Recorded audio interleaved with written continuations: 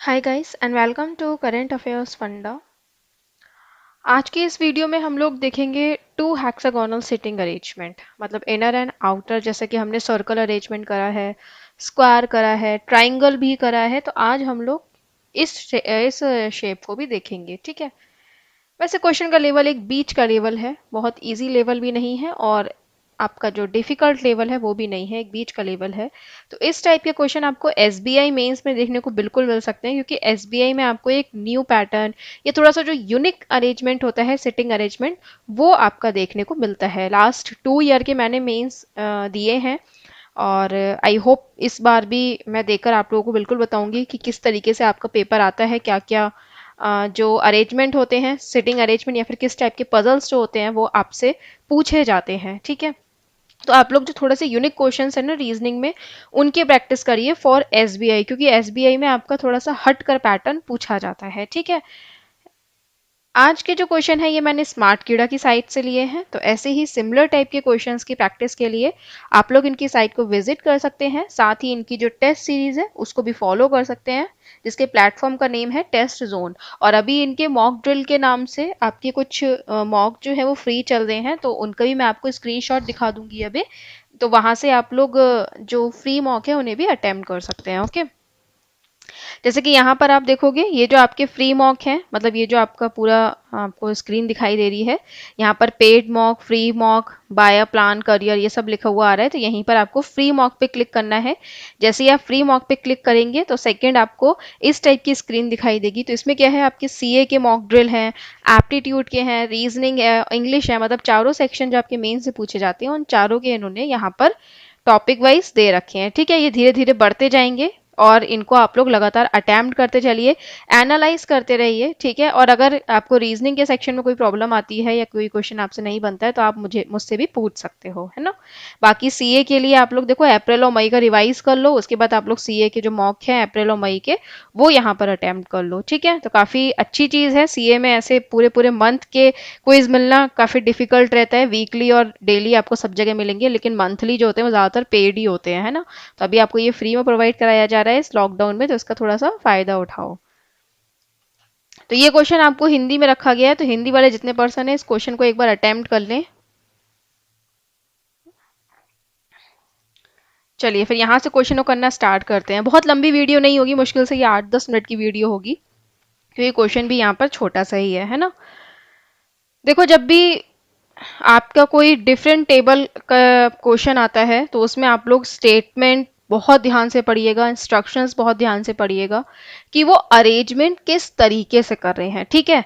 बाकी इसमें आपको सिर्फ क्वेश्चन करने के अलावा बहुत सारे ऐसे पॉइंट पता चलेंगे जो कि आप लोगों को याद रखने चाहिए अपने पेपर में। ठीक है। यहाँ पर अगर मैं बात करूँ तो गिवन है 12 persons are sitting in two concentric hexagonal table of different size in such a way that 6 persons sitting on each tables, persons A to F are sitting on a larger hexagonal table and facing towards the center, and the person P to U are sitting on the smaller hexagonal table and facing away from the center। यानी कि आपकी दो hexagonal table होंगी। ठीक है। इसको चाहे ऐसा बना लो, चाहे इसको ऐसा बना लो। ठीक है। किसी भी टाइप से बना सकते हो।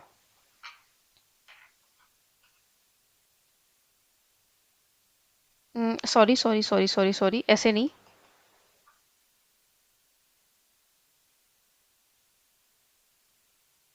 ऐसे। ठीक है। तो कैसे ही बना लो।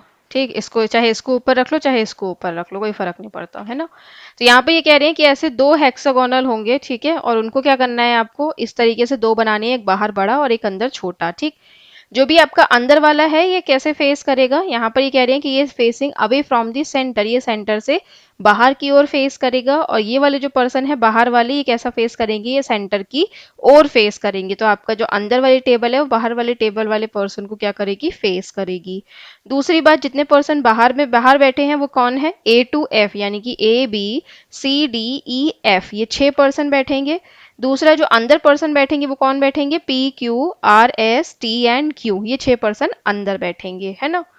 आगे कह रहे हैं all the person are sitting at corners of the respective table. तो सारे पर्सन जो है वो कैसा बैठेंगे, सारे ही पर्सन जो है वो कॉर्नर पर बैठेंगे। देखो अगर यहाँ पर इन्होंने ये बात नहीं कही होती या फिर अगर इन्होंने मिडल वाली बात भी कही होती कि मिडल पर भी बैठ सकते हैं, तो हमारी फिर पॉसिबिलिटी बनती किसको लेकर, कॉर्नर को लेकर और मिडल को लेकर। ठीक है, then the person sitting on the larger hexagonal table faces the person sitting on the smaller hexagonal table when they sitting on same corners of the respective table। तो यहाँ पे ये कह रहे हैं कि आपका जो पर्सन लार्जर हेक्सागोनल टेबल को फेस कर रहा है, the person sitting on smaller hexagonal table, तो वो पर्सन जो है आपका जब फेस कर रहा है तो फिर वो स्मॉलर वाले को फेस कर रहा है अगर वो सेम कॉर्नर पर बैठे हैं तो।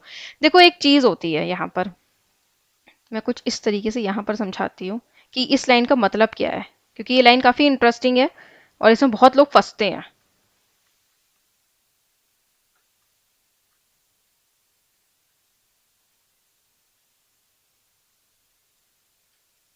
ठीक है, शेप पे मत जाना, अच्छी बनाई है मैंने। ओके,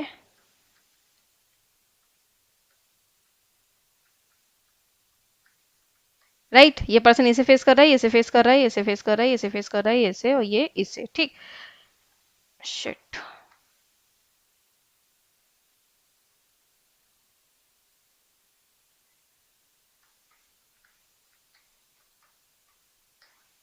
ओके, अब देखो क्या होता क्या है ना कि जब ये पर्सन फेस कर रहे होते हैं, ओके, तो अगर मैं यहाँ पर ए रखूं, यहाँ बी रखूं, यहाँ सी रखूं, यहाँ पर डी रखूं, ठीक, अगर मैं आपसे ये पूछूं कि ए जो है वो किसको फेस कर रहा है, तो आप सीधे सीधा आंसर दे देंगे बी। ठीक, आप सीधा सीधा आंसर दे दोगे बी।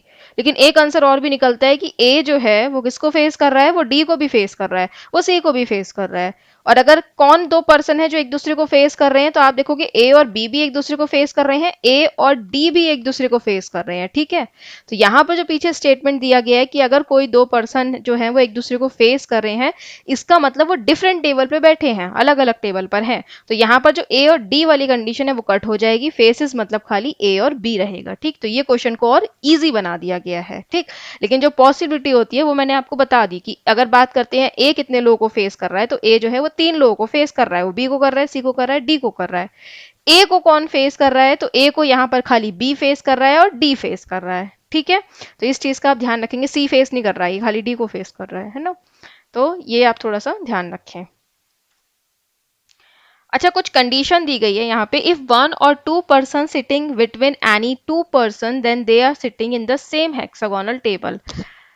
जैसे कि अगर आपको स्टेटमेंट दिख जाता है कि दो पर्सन के बीच में एक पर्सन बैठा है या ए और बी के बीच में 3 पर्सन बैठे हैं, तो उसका मतलब ये है कि वो सेम हेक्सागोनल में है, यानी कि या तो आपका लार्जर में होंगे या फिर आपका स्मॉलर वाले में होंगे। ठीक है, then if one person is facing another person then they are sitting in different tables and facing each other।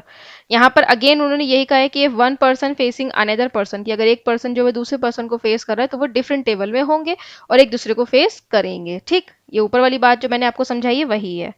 Third given है, ये लाइन बहुत इंपॉर्टेंट है, अगर आप इस लाइन को फॉलो नहीं करोगे ना तो आप पेपर में खाली पॉसिबिलिटीज ही बनाते रह जाओगे और पॉसिबिलिटीज आपकी खत्म ही नहीं होंगी सिर्फ इस लाइन की वजह से। ठीक है, और अगर इस लाइन को बहुत ही अच्छे से फॉलो कर लोगे तो आपकी पॉसिबिलिटीज बनेंगी ही नहीं। ठीक, तो यहाँ पर ये कह रहे हैं कि consecutive alphabetical names are not immediate neighbour in both table, for example B is not immediate neighbour of A और सी। राइट, तो इसको हमें यहाँ पर ध्यान रखना है। ठीक है, क्वेश्चन आपको यहाँ पर दिखाया गया है, इससे पहले मैं टेबल बना लेती हूँ।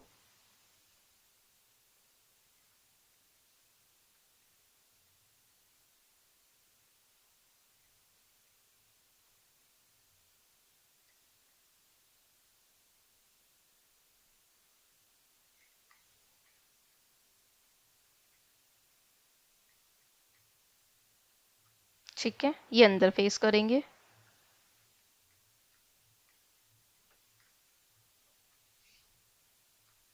गिवन है ए इज फेसिंग पी, ए जो है वो पी को फेस कर रहा है, तो आप कहीं से भी क्वेश्चन को स्टार्ट करते हो। देखो ए के बारे में पता है ना कि ए बाहर की टेबल में बैठा है।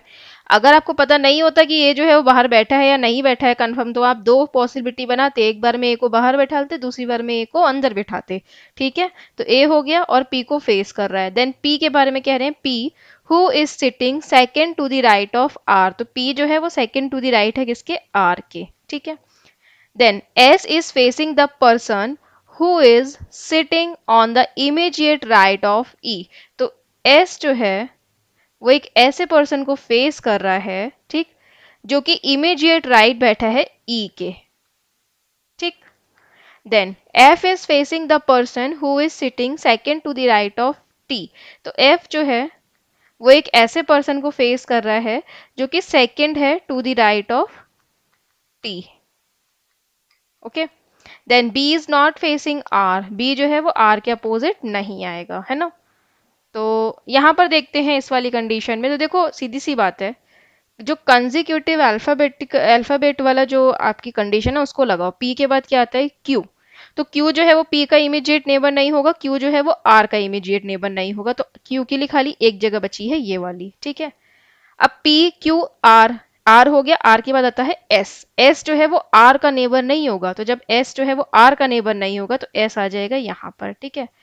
अब बचा टी एंड यू, तो टी और यू आपस में मतलब इमीडिएट नेबर नहीं होंगे, तो ठीक है, अगर टी को यहाँ बैठालती हूँ, यू को यहाँ बैठालती हूँ तब भी आपका ठीक है, टी को यहाँ बैठालती हूँ, यू को यहाँ बैठालती हूँ तब भी ठीक है ना। तो यहाँ पर जब आपकी दोनों पॉसिबिलिटी आ रही है तो हम एक एक करके देखते हैं, राइट। तो एक बार मैं टी को यहाँ बैठालती हूँ, दूसरी बार मैं ये टी को यहाँ पर बैठा लूंगी, ठीक है। तो अभी एक बार मैंने टी को यहाँ बैठाला है, लेकिन टी जो है वो यहाँ भी बैठ सकता है, ठीक, क्योंकि दोनों ही कंडीशन में टी जो है वो यू का नेबर भी नहीं हो रहा है, प्लस टी जो है वो एस का नेबर भी नहीं हो रहा है ना। तो ये कंडीशन तो फॉलो हो सकती है। तो देखते हैं इसके आगे क्या है। एस जिस पर्सन को फेस कर रहा है वो ई के इमीडिएट राइट बैठा है, तो एस जिस पर्सन को फेस कर रहा है ये ई के इमीडिएट राइट बैठा है, ठीक है। इसके अलावा एफ जिस पर्सन को फेस कर रहा है वो टी के 1 and 2 second to the right में है, तो एफ जिस पर्सन को फेस कर रहा है, तो देखो टी के सेकेंड टू दी राइट में है तो हमारा टी फिक्स है, टी के सेकेंड टू दी राइट में एस है, बिकॉज ये लोग बाहर देख रहे हैं तो आपका एफ आ जाएगा यहाँ पे। क्या एफ यहाँ आ सकता है? नहीं आ सकता है, क्यों? क्योंकि एफ और ई दोनों आपका लगातार आते हैं अल्फाबेटिकल सीरीज में, है ना। तो यहाँ पर क्या है, ये आपके लगातार आते हैं वहां पे अल्फाबेटिकल सीरीज में, तो यहाँ पर इनका लगातार अरेंजमेंट नहीं हो सकता है, तो इसका मतलब एफ यहाँ नहीं आएगा, ई यहाँ नहीं आएगा, और टी और यू भी इंटरचेंज कर देंगे टी और यू को, तो टी यहाँ हो जाएगा, यू यहाँ हो जाएगा, ठीक है। अब जो यहाँ पर कह रहे हैं कि आपका एस के सामने जो पर्सन है उसके इमीडिएट वो जो है वो इमीडिएट राइट है ई के, तो ई तो यहाँ पर आ जाएगा, ठीक है ना। देन एफ के सामने जो पर्सन है वो टी के 1 2 सेकेंड टू द राइट में है, तो टी के सेकेंड टू द राइट में यू है, यू के सामने हम एफ को लिख देंगे। तो अब देखो ई और एफ जो है वो दोनों अलग अलग हो गए, है ना। अब हमें और क्या फिक्स करना है, ए हो गया, बी बचा है, सी बचा है और डी बचा है, ठीक है। देखो डी जो है वो ई का इमीडिएट नेबर नहीं हो सकता, क्योंकि डी और ई आपस में नेबर होते हैं अल्फाबेटिकल सीरीज में, तो डी जो है वो यहाँ पर आएगा, है ना। इसके अलावा बचा बी, तो बी जो है वो कहाँ नहीं आ सकता, बी जो है वो सी के पास नहीं आ सकता, ए के पास नहीं आ सकता, तो बी यहाँ पे नहीं आ सकता, इसका मतलब बी यहाँ पर आएगा और सी यहाँ पर आएगा, ठीक है। सी जो है वो किसका नेबर नहीं हो सकता, बी का और डी का, तो बी और डी का नेबर नहीं है, ठीक। तो छोटा सा ही क्वेश्चन था, ठीक है, लेकिन आई होप आपको इसमें काफी कुछ सीखने को मिला होगा। और हाँ, मैं एक चीज और बताना भूल गई, एक चीज काफी इंपॉर्टेंट है। देखो एक चीज बताती हूँ, जब भी क्वेश्चन ऐसा है ना कि उसमें आपको या तो सारे पर्सन कॉर्नर पे बैठ रहे हो या सारे पर्सन मिडिल में बैठ रहे हो, ठीक है। ऐसा क्वेश्चन आओ कि कुछ पर्सन कॉर्नर पे हो कुछ पर्सन मिडिल में हो, तो अगर आपका कोई क्वेश्चन ऐसा आता है ना कि आप सारे सारे पर्सन जो है वो कॉर्नर में बैठ रहे हो बाहर और अंदर दोनों वाली टेबल में, या सारे पर्सन मिडिल साइड में बैठ रहे हो बाहर और अंदर वाली टेबल पे, आप इस तरीके से अरेंजमेंट बना सकते हो। हेक्सागोनल की शेप की जगह आप सर्कल अरेंजमेंट बना दो, कोई फर्क नहीं पड़ेगा। यकीन नहीं हो रहा तो अभी सर्कल बनाओ, अरेंजमेंट पूरा बनाओ, और पीछे जितने भी 5 एमसीक्यूज हैं उनको चेक करो, आंसर सेम आएगा। Okay. What is the position of C with respect to the one who faces you. तो वो कह रहे हैं what is the position of C, C की पोजीशन क्या है किसके रिस्पेक्ट में, जो कि यू को फेस कर रहा है, ठीक है। तो यू को कौन फेस कर रहा है, यहाँ पर यू को फेस कर रहा है एफ, एफ के रिस्पेक्ट में सी की पोजीशन क्या है, 1 and 2 second to the left, option number 4। How many person sit between D and the one who faces Q and counted from left of D. तो कितने पर्सन जो है डी और वो पर्सन जो कि क्यू को फेस कर रहा है इनके बीच में बैठे हैं, जब हम डी से काउंट करेंगे तो 1 2 and 3, option number C. T faces the one who sits dash to the right of dash, तो टी जो है वो उस पर्सन को फेस कर रहा है जो कि dash to the right of dash, ठीक है। देखते हैं फर्स्ट है to the right of C, C के फर्स्ट है टू द राइट ऑफ, नहीं सेकेंड है to the right of B, ये भी नहीं होगा, थर्ड है to the right of A, तो yes 1 2 and 3, it's third to the right of A, so option number 3. In certain way Q is related to U, so Q is related to U, दोनों opposite बैठे हैं एक दूसरे के. C is related to D, so C is related to D, again दोनों opposite बैठे हैं एक दूसरे के. In a same way dash is related to B, तो C sorry dash is related to B, तो B जो है वो किससे रिलेटेड होगा, अब बताओ T से रिलेटेड होगा कि A से रिलेटेड होगा. देखो यहाँ पर सिमिलैरिटी क्या है कि Q और U दोनों अपोजिट हैं और सेम टेबल पे हैं, C और D दोनों अपोजिट है सेम टेबल पर है, तो B और A जो है वो सेम टेबल वाले अपोजिट यहाँ पर आएंगे, तो आंसर होगा 3. वैसे यहाँ पर E और F दे रखा है, यहाँ पर T जरूर देंगे आपको पेपर में. ऑड वन आउट फाइंड करना है, तो E और Q, T और C, T और C, U और F, R और D, तो T और C ही अलग होगा यहाँ पे, ऑप्शन नंबर 2. चैनल को सब्सक्राइब कर लीजिए ताकि आपको रेगुलर नोटिफिकेशन मिले, और यहाँ से जाकर आप लोग अदर प्लेलिस्ट को भी वॉच कर सकते हो. Thanks for watching this video, have a nice day.